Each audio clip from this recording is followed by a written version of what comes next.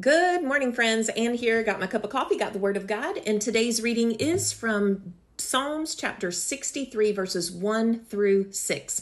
Friends, I really want to focus just on this first verse. I hope that you'll actually read the whole of Psalm 63. It's such a beautiful expression of praise and honor to God. It expresses our devotion to Him. But listen to the words in just verse 1.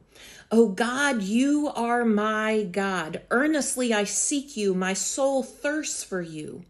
My body longs for you in a dry and weary land where there is no water.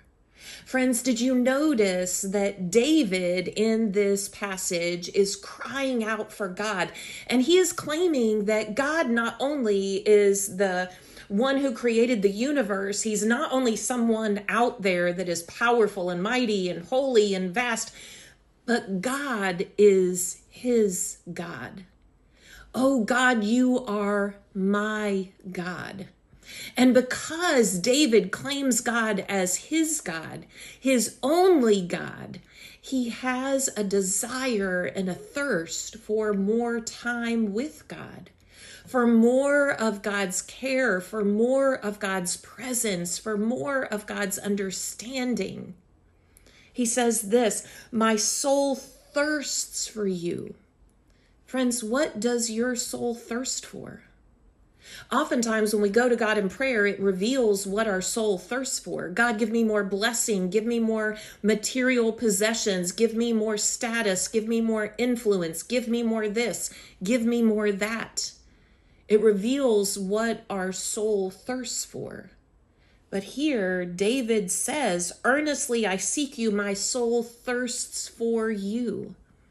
Not for God's blessings, just for his presence.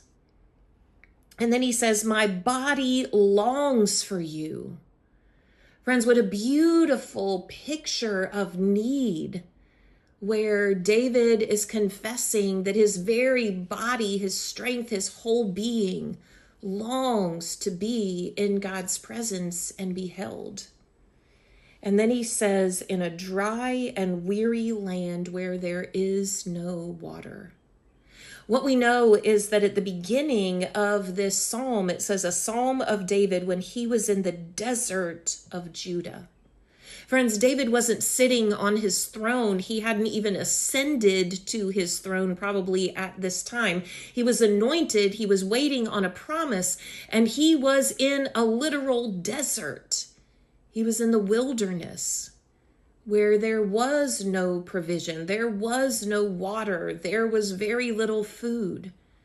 And what is he asking for?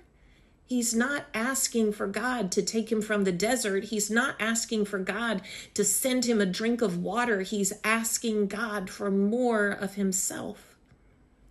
Friends, when you go to God in prayer, what does it reveal about what you are hungry and thirsty for? What would it look like